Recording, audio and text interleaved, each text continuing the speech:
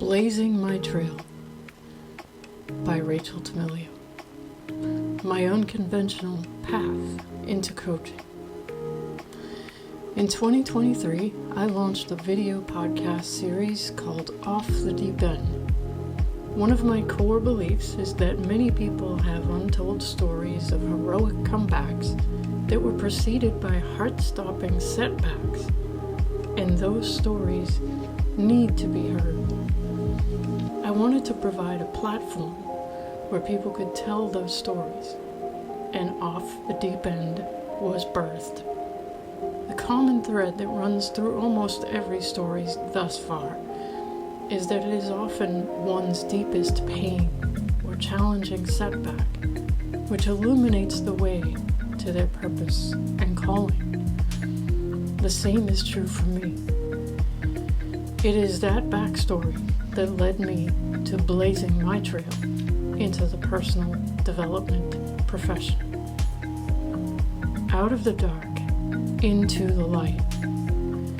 As a soul coach, I work with women from the inside out to help guide them into healing where there has been pain and grief. I walk with them in the dark and allow myself to be a conduit for life and transformation. How did I get here? The hard way, the unconventional way. I had the privilege of sharing this story on Clarissa Medina's podcast, Deeply Unscripted, a few months ago.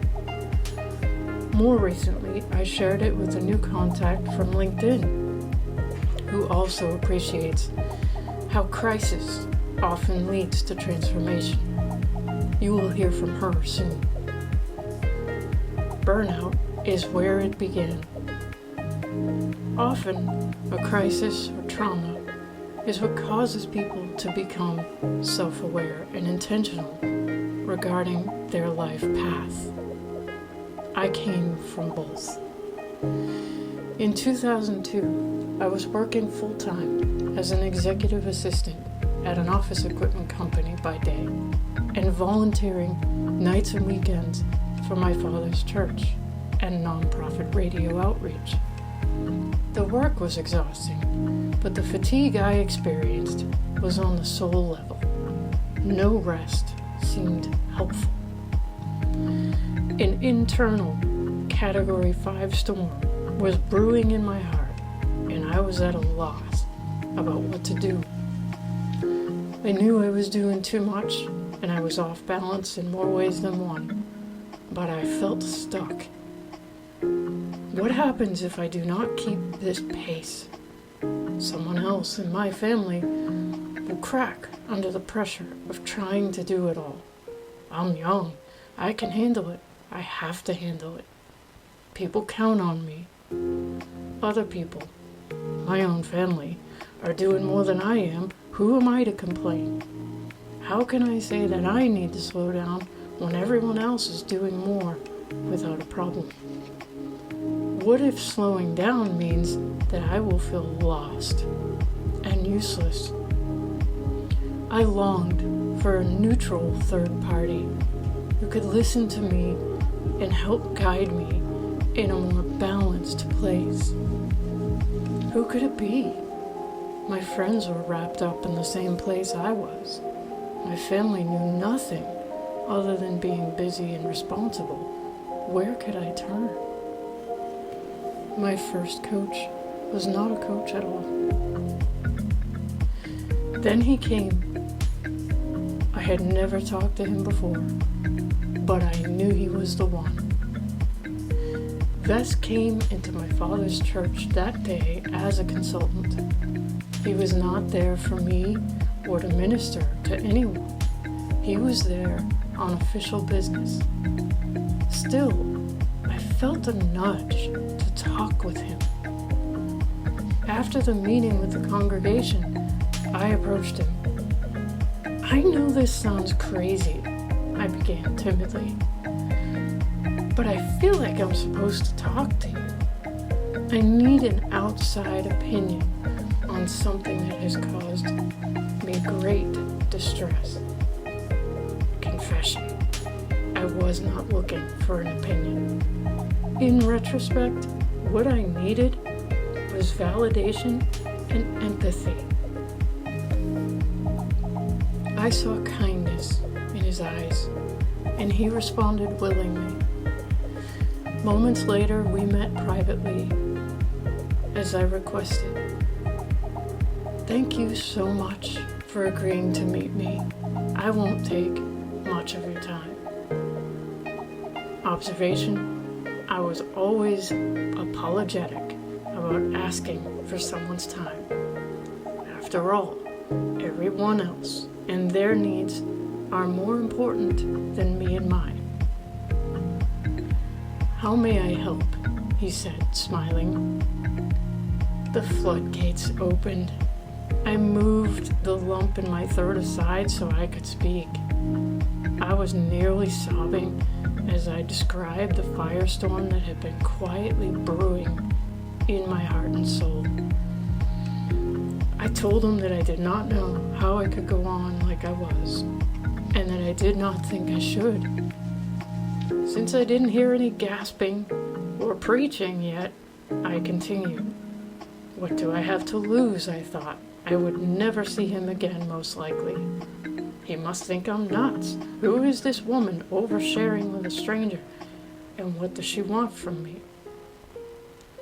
But there was nothing but room for all my emotions and pain. My rant did not scare him or shock him. There was no rush to judgment, no rush to fix anything. After many words and tears that said nothing for what felt like eternity, finally he spoke. You are hearing the Spirit, he said gently. The words he spoke were so soft that they felt like rain on my parched soul. I did not realize how thirsty I was until then. Paradigm shift. My burden of self-doubt and anxiety lifted. The internal dialogue and the lens through which I viewed the situation shifted dramatically and permanently in that meeting, because one statement preceded and followed by sweet silence. I took a sabbatical of 3 months. I had a wonderful friend who accompanied me as I shared a new way forward with my parents, the church leaders. Ironically, I felt more peace and genuine connections with my Creator in those 3 months than when I was going to church weekly. Brush with death. However, physically, something was wrong. I was used to feeling fatigued, but I also developed other symptoms. First, there was a smoker's cough and raspy voice. I never smoked a day in my life. I then began to experience blackout spells, heart palpitations, and tormenting whole body itchiness. I was 30 years old at the time, and it was the week before Christmas, 2004. I felt another nudge and heard the same unmistakable voice that told me to talk to Vess a few years back. Go to the hospital, Rachel. I did. I thought at worst the doctors would tell me that I had a heart issue or a bad case of pneumonia. I was only half right. The heart issue was ultimately discovered after x-rays and a CT. A huge cancerous mass was found in my mediastinum and chest wall. It was pulling on my aorta and wrapping around my windpipe like a venomous snake. It was moving fast, and that was what was sucking the life out of me. You have cancer, and it probably didn't start here. 6 months of agonizing chemotherapy and 4 weeks of radiation were administered. Chemo was worse than they predicted, and they did not think I would make it. There were moments that I did not want to go on. My saint of a sister gave up her apartment to become my full-time nurse at my parents' house. I never even got to pack up my apartment. Between visits from friends and vomiting from chemo treatments, I often thought about Vess and our strange one-time meeting. What if I had not taken the chance to share my inner turmoil with him? What if I had never had that sabbatical he advised? What if I had still been moving at breakneck speeds, neglecting my health and self-care? More importantly, what if I had never had those beautiful moments of solitude where I reconnected with my Creator, not to see him as a boss or an overbearing parent, but as the one who loved me like no one else could. I am so healed and so far removed from that identity of cancer patient and chronically ill that it almost feels like I'm telling someone else's story, but it's my own. These were some of the darkest and yet sweetest moments I've ever lived.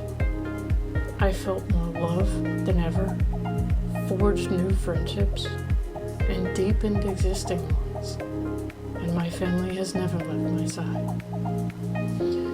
Whenever anyone today asks about how or why I got into coaching, this is the story I tell. I fully believe in the power of coaching, holding space, and providing a non-judgmental zone for souls because more than once, it saved mine. Whether you find my podcast and draw inspiration from my guest stories, or whether you end up in a coaching relationship with me, the common denominator is that I want to give to you what Vess gave me over 20 years ago. I want you to know that you don't have to stay stuck and shackled to your current reality. I want to tell you that there is a brighter possibility for you than you may see right now. I want to remind you that you have more power, promise, and potential than you can imagine. The nature of the Creator himself is stamped in your DNA. There is not anything too big or too far out of your reach.